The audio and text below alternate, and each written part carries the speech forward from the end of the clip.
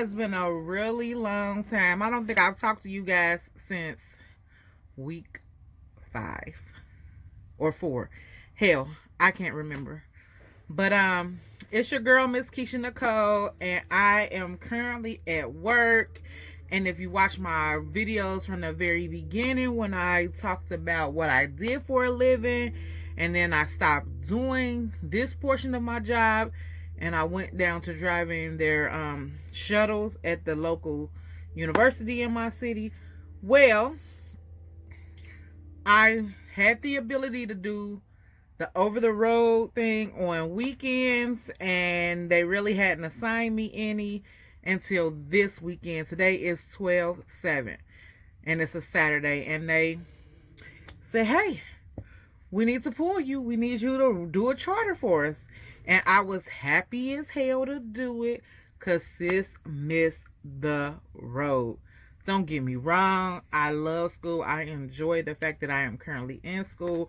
But as someone who has been a driver or been in transportation for nearly 15 years and spent the last 4 on the road, it has been crazy just going to work every day to drive that shuttle bus on that same route. It's like going in a circle, and it has been killing me. Like, not literally, but it's just not what I'm used to. Like, but it's necessary so that I can make money and be able to be in school to achieve the dream that I have of being a nurse. But honestly, y'all, when they told me that they had an over the road overnight trip, your girl was ready. Like, my bags was packed before they needed to be packed. They was like, do you want to do? Hell yeah, I want it. When am I leaving? Can I go now? And that's the craziest part about all of it. So I was geared up, ready to go. It's the weekend before finals. So that's how far along I am in school this term. When we go back to school on Monday, it'll be week 11, and it's finals week. And I haven't talked to you guys since before midterms. So, I know. I'm slacking on this YouTube thing. Slacking. But, what can I say? Some of y'all go to school, some of y'all know. It is hard as hell to go to school, work, and be a half-ass mom. Because I can't even sit here and lie to y'all, act like I am just the busiest mom in the world. I'm not. He's 17.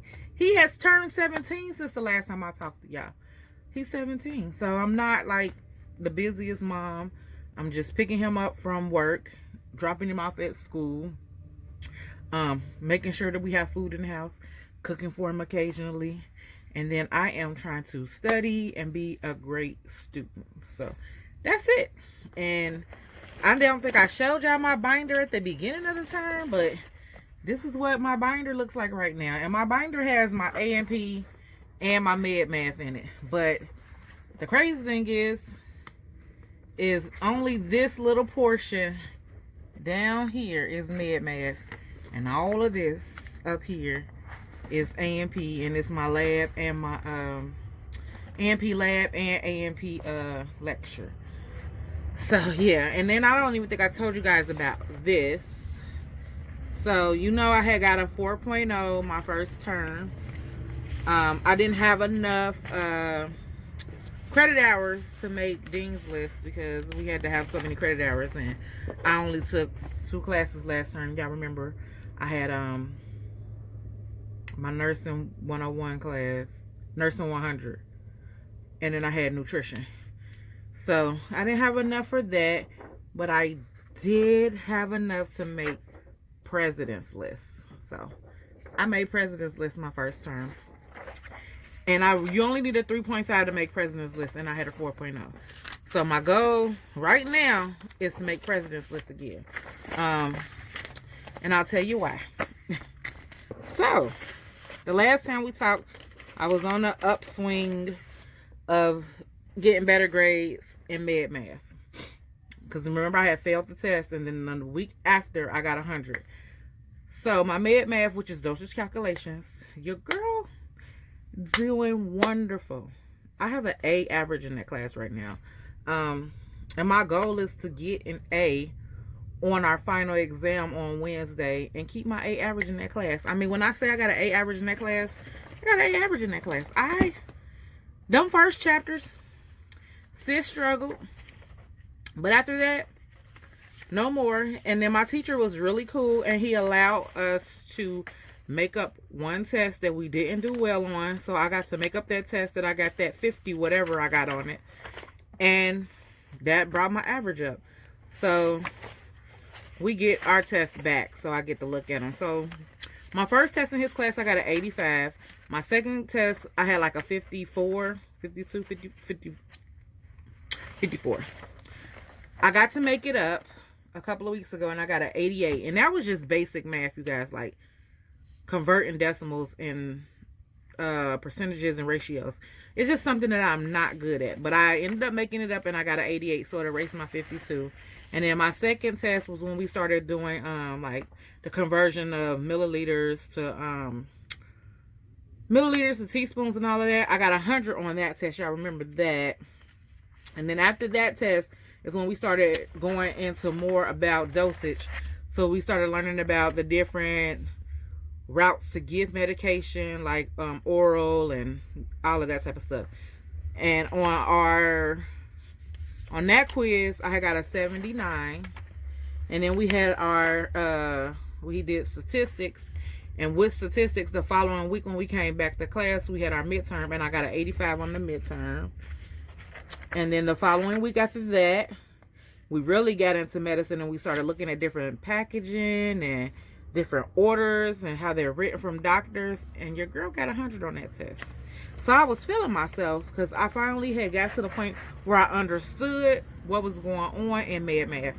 And so the next week when we had our quiz, I was like, okay, I'm trying to get 100. And everybody in the class was kind of like mad at me. Like, you trying to get 100? And I'm like, yeah, I'm trying to get 100. Like, you wasn't trying last week to get 100? Like, no. Like, last week I was just trying to pass because I knew it, but I didn't know if I really knew it. And I ended up not getting 100 on that test that day. I got a 98. And then last week when we took our quiz, I got a 95 because I made a simple mistake. Because we were doing, what were we doing? IVs. So we're learning about drop factors, and yeah, we're learning about drop factors on IV fluids and flow rates and all of that.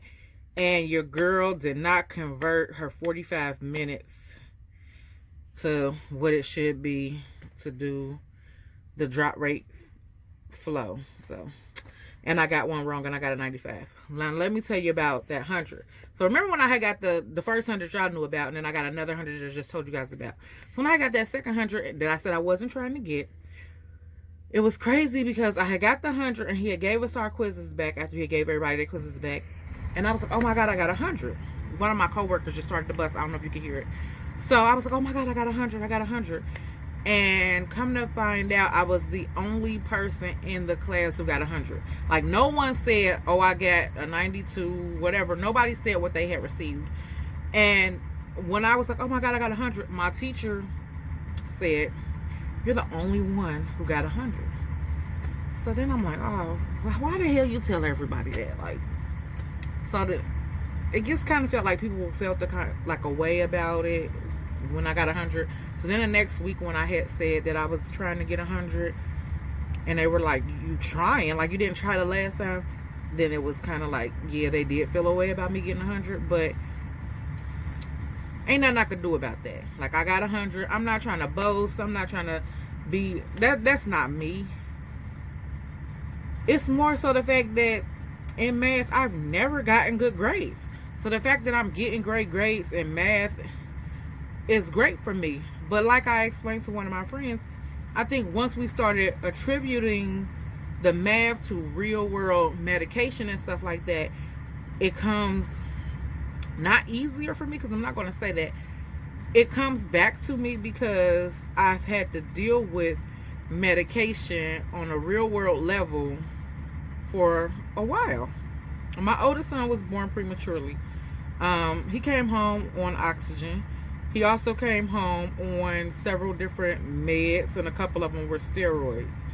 So I had to draw up so many milliliters, and things were based on how much he weighed. So I had that. And then my youngest son, who had cerebral palsy, who passed away, he had a plethora of medical things that went on in his short life, and medicine was one of them. And we were crushing up tablets, putting them in liquid so that he can have them, because they didn't make the medicine in liquid form. I said form.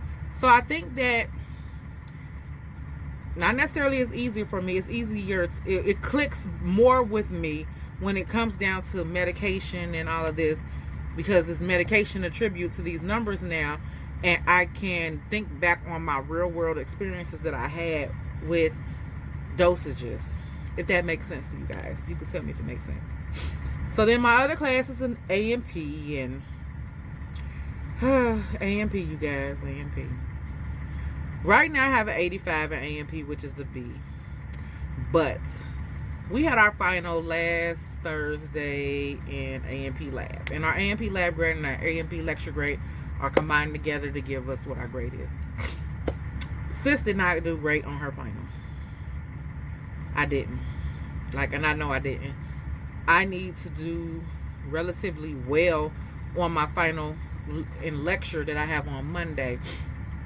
I need to do well enough to where I can maintain my B, so that I have a B in A&P and an A in my bad y'all, an A in my dosage class, so that I have a 3.5 so that I can make president's list. And a lot of people are like, don't put a lot of stress on yourself, and you're going to get a degree whether you make a 3.5 or 4.0 or whatever.